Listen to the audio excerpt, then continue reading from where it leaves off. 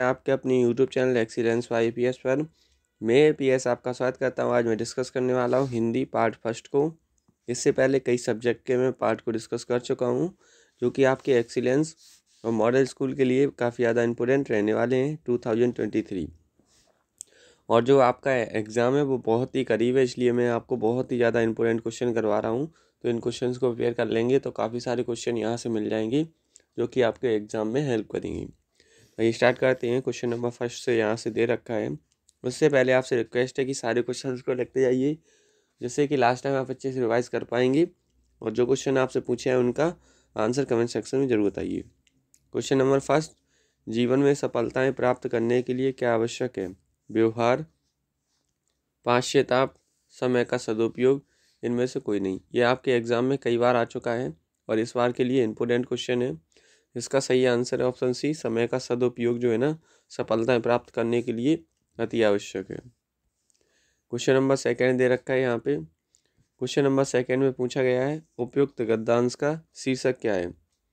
तो एक गद्यांश दे रखा था, उसमें से ये क्वेश्चन है। तो इसका जो शीर्षक है वो है समय का सदुपयोग, ऑप्शन ए इसका सही आंसर है और इम्पोर्टेंट क्वेश्चन है। नेक्स्ट, फिर क्वेश्चन नंबर थर्ड दे रखा है गद्यांश में उपयुक्त सूक्ति कौन सी है? बहुमूल्य समय को व्यर्थ ही व्यतीत करना, अब पछतावे होत का जब चिड़िया चुन गई खेत, जीवन में असाधारण सफलताएं प्राप्त करना, उपयुक्त में से कोई नहीं। तो इसका सही आंसर है ऑप्शन बी, अब पछतावे होत का जब चिड़िया चुन गई खेत। अर्थात जब हम गलती करते हैं तभी हमें उन गलतियों को मतलब जो है ना, सही तरीके से गलती नहीं करनी चाहिए, ऐसे हमें कार्य करने चाहिए। जब कार्य गलती में बदल जाते हैं तो फिर पछताने से कुछ नहीं होता। क्वेश्चन नंबर 4 दे रखा है यहाँ पे, हाथ पांव फूलना मुहावरे का अर्थ होता है। ये क्वेश्चन काफ़ी बार आ चुका है आपके एग्जाम में और इस बार के लिए मोस्ट इम्पोर्टेंट क्वेश्चन है। अचानक बाजार में आग लगने से हाथ पांव फूल गए, पानी में भीग जाने के कारण लोगों के हाथ पांव फूल गए, मट्ठा खाने से मुनीस के हाथ पांव फूल गए, उपयुक्त में से कोई नहीं। तो इसका सही आंसर है अचानक बाजार में आग लगने से लोगों के कैसे फूल गए? हाथ पांव। तो ये काफ़ी ज़्यादा इम्पोर्टेंट क्वेश्चन है। So learn now and right now.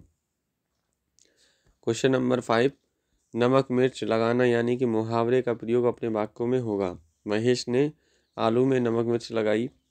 मैंने अपने पड़ोसी को सलाह दी कि वह नवीन की बातों पर विश्वास ना करे, क्योंकि उसकी तो नमक मिर्च लगाने की आदत है। किसी भी हरी तरकारी में नमक मिर्च लगाकर तो खाने का मज़ा ही कुछ और है, उपयुक्त में से कोई नहीं। तो इसका जो सही आंसर है यहाँ से वो है आपका ऑप्शन बी, इसका सही आंसर है।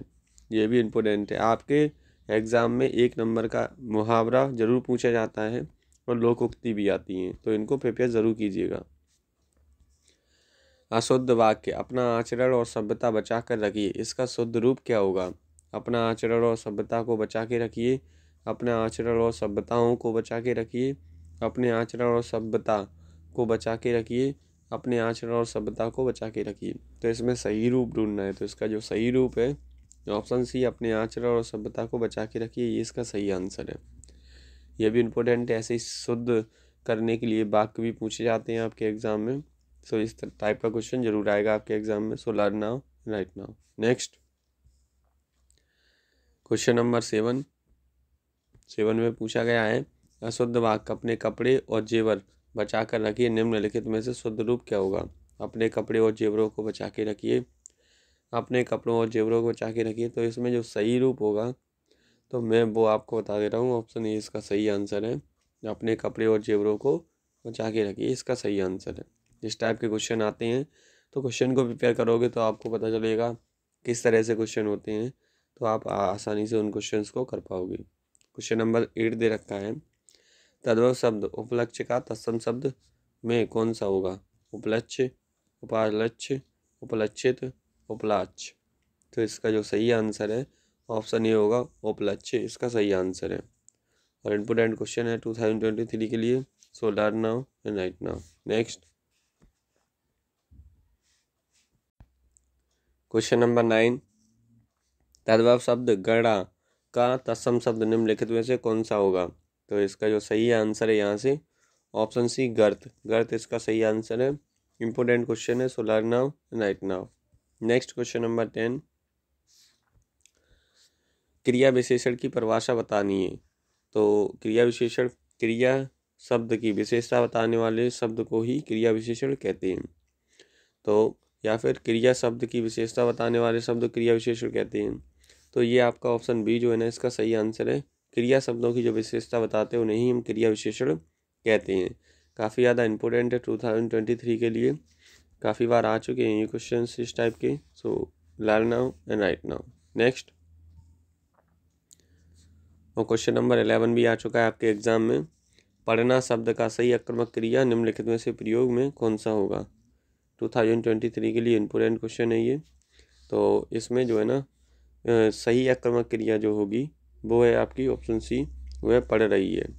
वह पढ़ रही है ना, जब धातु उतार दी जाती है किसी भी शब्द में और जो बचता है उसे हम जो है ना आपकी आक्रामक क्रिया कहलाती है।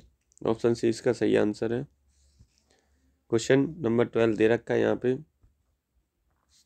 सुनना क्रिया का संज्ञा रूप है। सुनाना, सुना या श्रावण, इनमें से कोई नहीं। तो इसका जो सही आंसर है वो है आपका ऑप्शन सी, श्रावण इसका सही आंसर है। और इम्पोर्टेंट क्वेश्चन है, so learn now and right now.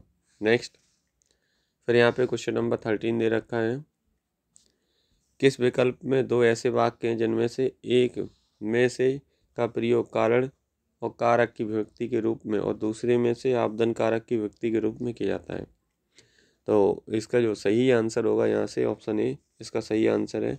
Mahavir ने रूमाल से नाक साफ की, सुनील की जेब से पैसे गिर पड़े, बस ये जो है ना इसके सही आंसर है। ठीक है। नेक्स्ट, क्वेश्चन नंबर 14, श्याम को आज ही अपने गांव जाना है। इस वाक्य में कोष्टक में लिखे शब्द में कौन सा कारक है। को जो है ना कौन सा कारक होता है, तो को जो आपका है ना कर्ता कारक होता है। ऑप्शन डी इसका सही आंसर है। कारकों से भी ये क्वेश्चन आता है, सो ये क्वेश्चन भी आपके लिए इम्पोर्टेंट है और क्वेश्चन इस टाइप से ही बनता है। तो महत्वपूर्ण क्वेश्चन है, so learn now and right now. Question number 15 दे रखा है, उसने अपनी बहन को पत्र लिखा में कोष्टक में लिखे के साथ कौन सा कारक है। तो इसके साथ भी कौन सा कारक है, इसके साथ जो कारक है वो कर्म कारक है। पत्र लिख रहा है वो, ठीक है ना, तो कर्ता कर्म कारक है। ये भी इम्पोर्टेंट क्वेश्चन है, so learn now and right now. Next,